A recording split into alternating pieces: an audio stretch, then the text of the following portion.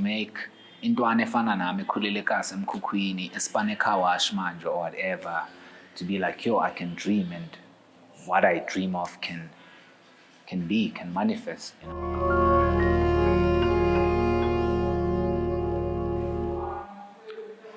I don't believe in fame, but I believe in influence, you know. Like if you're really influential, you can move mountains. Like you can open doors for people without you being present.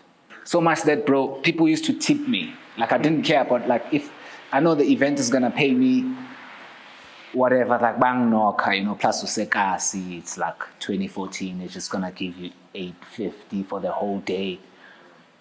But there's like 60 people who are just like, yo, bro, please send me that picture of Guy Tutli Panjayami, or please send me those ones.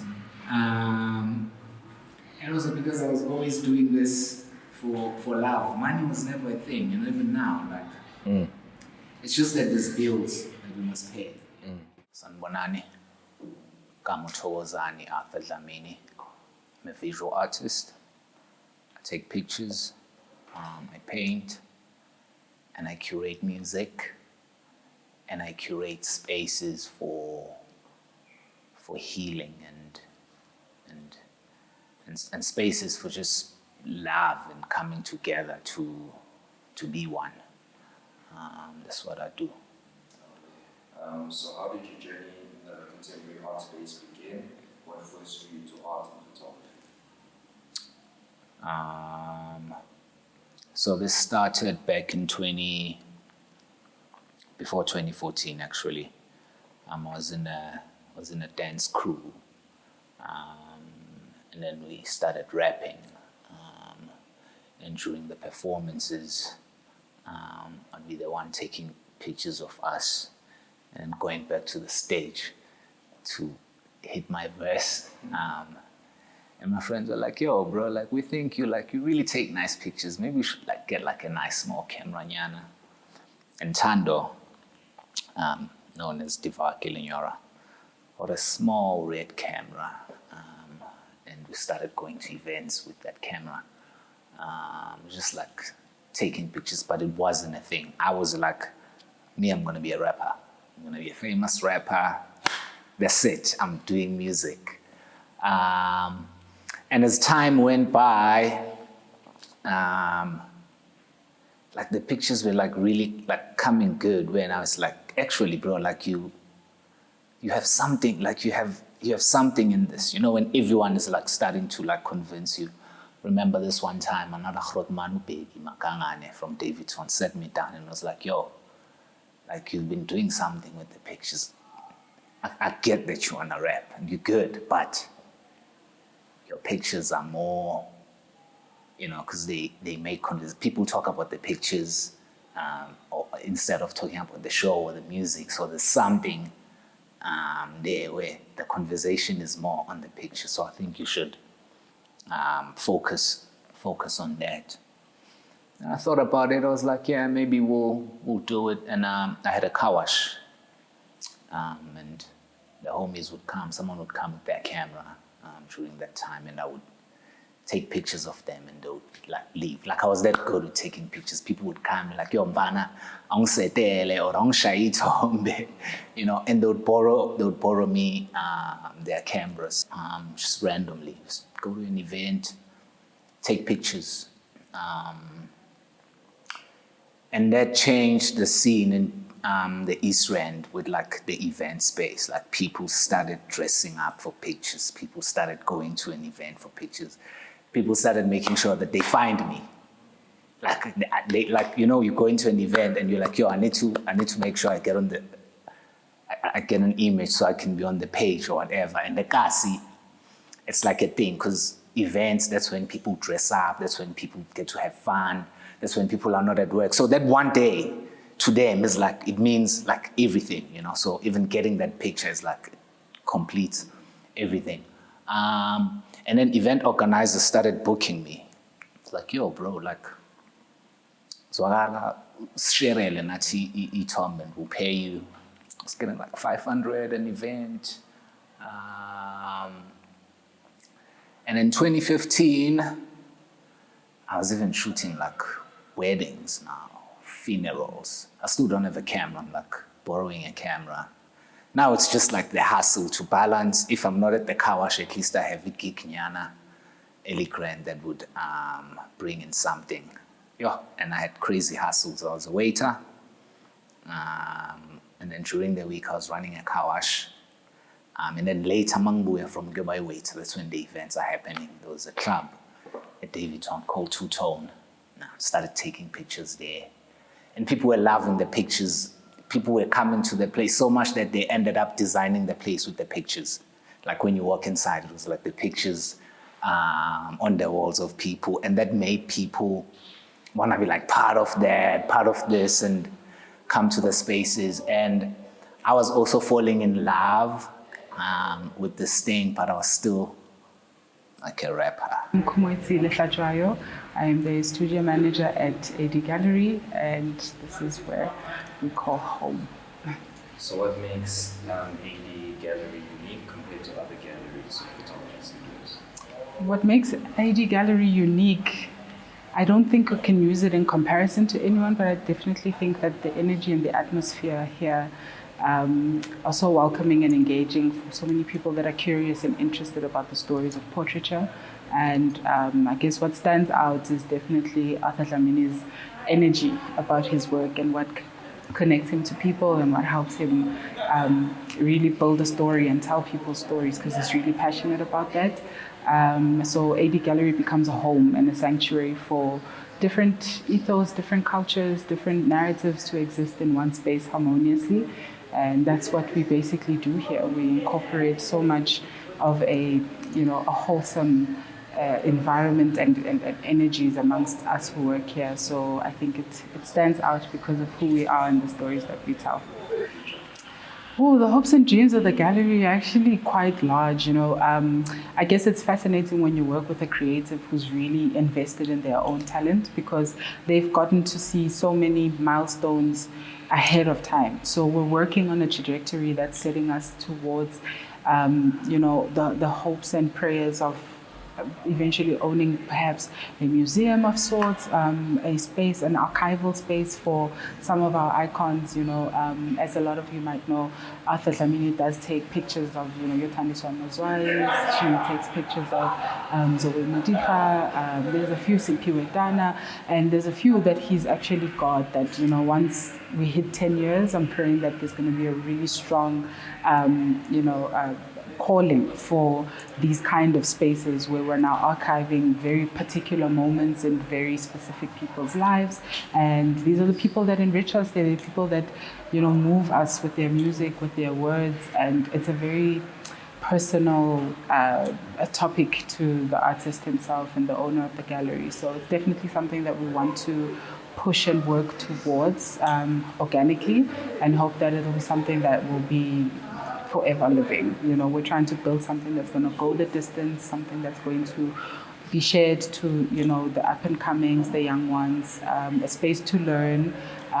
He's also got big plans of creating workshops for artists where he gets to skills transfer, and try to aid the community in being able to help them visualize their dreams. Other photographers that started out a lot like him, those are actually some of the people that he mentors now already. So we would hopefully grow that into a program over time that would basically oversee a type of academy structure and, just get in as many artists creatively expressing themselves in this way, a platform, and be able to share their art with the world. Actually, it's very interesting being here now, because the last time I was here was the 28th of October, and we just started a tour called Ingomalieza. So it felt like we came here for those initial prayers before we can journey. So now it feels full circle to be here after the work is done. Beyond being here now in these bodies, it feels like we've been journeying quite a lot in spirit. I remember the thing I was talking about. People that I meet where it's like, we don't even have to have deep conversations and talk, but like we somehow get one another somewhere without even us opening up that deeply. But like there's an alignment that we, And man, it's powerful. I can't explain it, you know. And it's inspiring also, you know. And it makes you see light. Because when I see someone like me, and I'm like, yo, bro, like you are just light, you know. But yeah, it's beautiful, man. I'm grateful that we became brothers. You know, yeah, I'm grateful, man. And we've done so many things, Chance, that will invite people to that. Yeah. No, thank you, my king. Rough, get better, you know. And I was getting into this thing that my interest at Kawash being a Iseko that much, you know. I'm that guy now. Like, Lesha Itombe. And then I think I chilled for a few months without like shooting and bothering anyone. I was chilling with Urasta, Guno Chaman, who's my neighbor, Utikra, at Davidson, Keswa. So I was spending a lot of time now with Chaman, just editing pictures every day. I'm like, just play music, we edit pictures, you know. And I realized then that, damn, and I think I have something in this thing. I just need to get a camera. Because now to do it, it's hard because one, I don't have a camera. Two, I owe people their cameras and stuff, so it's going to be even harder. But if I can get a camera, I think I'll be fine. Go back to the car wash like hard. Recruiter nabachita. Tikra chance. Sibuyele car wash. Siyapusha. And I went back to being a waiter. And in 2016, saved up some new and I was like, I'm gonna go hire a nice camera, go to SA Fashion Week. In the cast I was already shooting fashion. I would get like a Gitnyana if you're doing a t-shirt brand. All the brands from Davidson, they were doing t-shirts and stuff and whatever. I was shooting for those guys like Retro Fontaine, and other establishments, Walk Fresh. So there were always those side gigs where Zovanyo Bolegi came go bones. You shy hour gig nyana until 800 and Kaontoana, 3 and Bridge 5, you know. And I was saving up money. I was a waiter on the side. I was selling books at my car wash. I was selling everything, man. I was lending people money. Abantu abayisipani nekuseni beboleka inyuka, and then on Friday intwana sizoyiletha nenteka nje. And while I was there trying to save up for a camera, it wasn't coming. Like it couldn't happen. But 2016, I was like, you know what? I'm gonna go to the city. Of the cam. Already I was coming to Maboneng. I always loved Maboneng. So from 2013, 14, when Maboneng was like really popping, it was a place for inspiration. Just go there and just like, yo, man, I want to live like this. And then 2016, I go to SA Fashion Week. I didn't even get a ticket. I think I was outside. Yeah, before the show started. You know, a lot of photographers, and I was taking pictures there. I think it was in Midrand. And I go to Instagram and checking who's tagging who's who. And I didn't know these people. I'm fresh. I come from the hood. And I haven't been in this, you know. Next day, I'm there posting, tagging them like, yeah, I was official there. I get a call from a designer called Quiteria.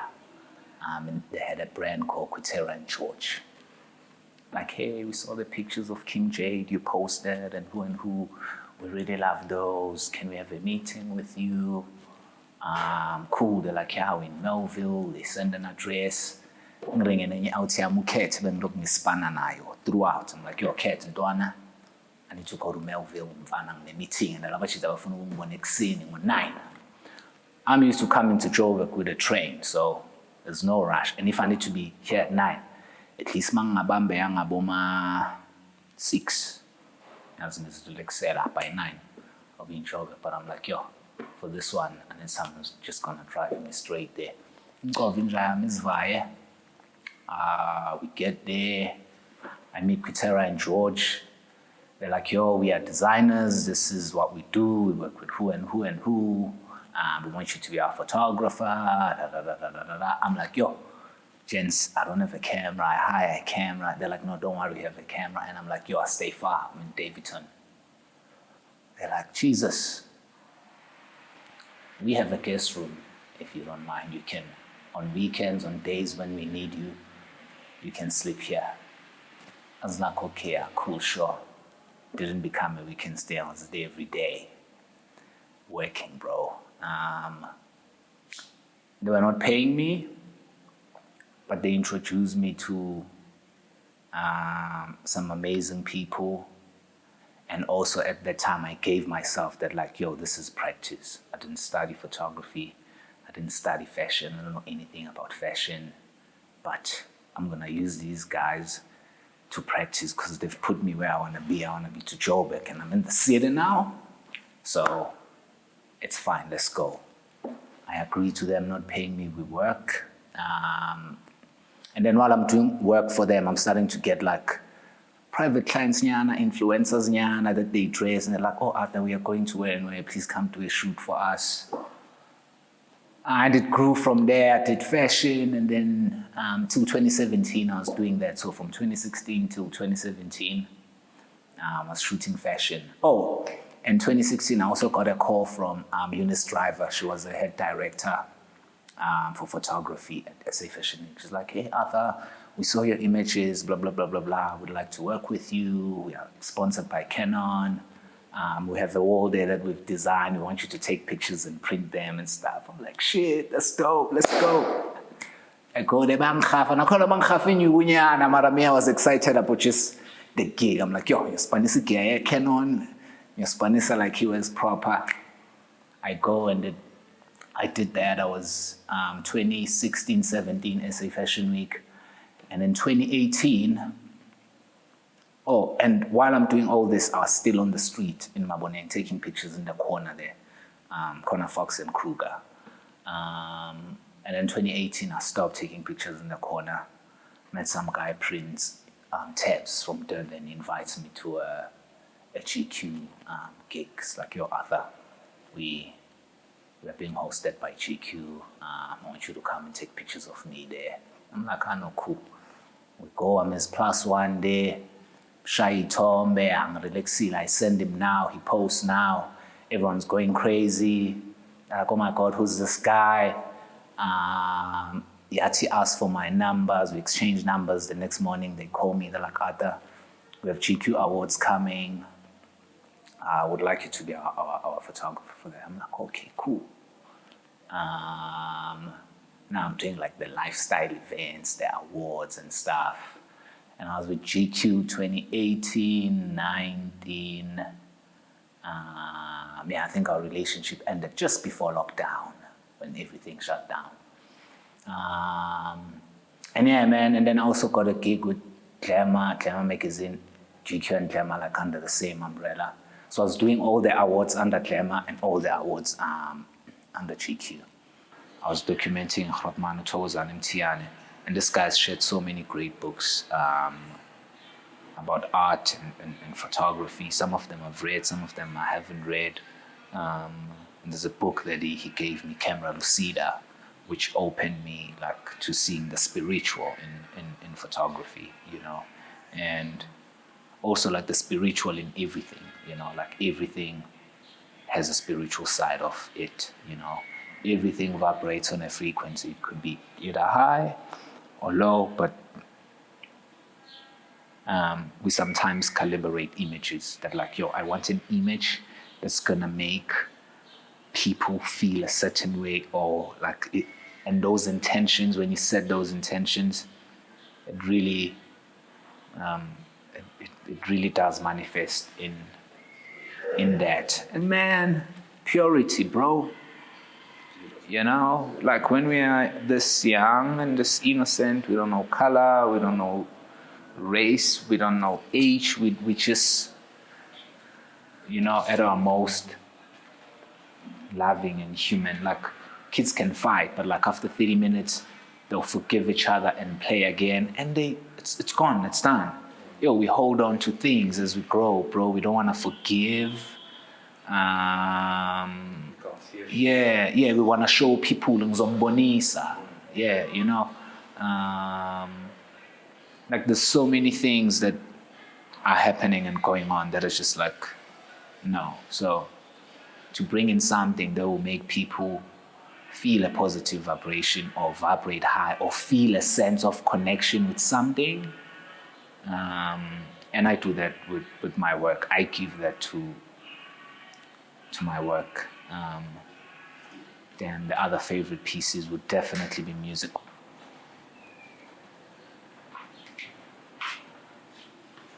It's my grandmother. Her name is Albubi, meaning it doesn't perish. She's turning 108 now. When I went home last year, she was 107. She was turning 107. She's turning 108 now. And man, ukula. And with my grandmother, I've realized that kids, abantwana, abantu abadala, and then abantu abadala, abantwana. As people grow older, they really become childlike, And when kids are still kids, they are really wise, which is why we should listen to the kids. What else do I want to show you guys besides Sumakoko? Oh yeah, Grootman, that one straight down there. Undutuzoma Kachini. Man. A mental of sorts. Oh bro, yeah. The way the Grootman moves, the way he plays, his childlikeness. Like I really like it when people still hold that childlikeness in them, where like the more you achieve things become too serious. But I like it when people remain like themselves and kids.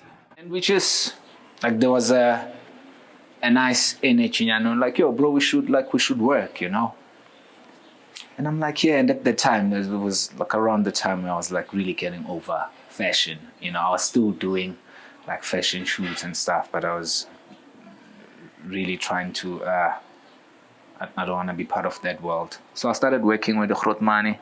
Grootmani is a nice denim brand, gents. Beautiful brand. He makes he makes some of my workwear denim that I wear when I go shoot and whatever. And the value that we've brought into each other is you can't touch it, There's no money exchange, but there's been so much value, I get all the stuff that I want from the brand, and whatever work I do for him, I get whatever I want from the brand.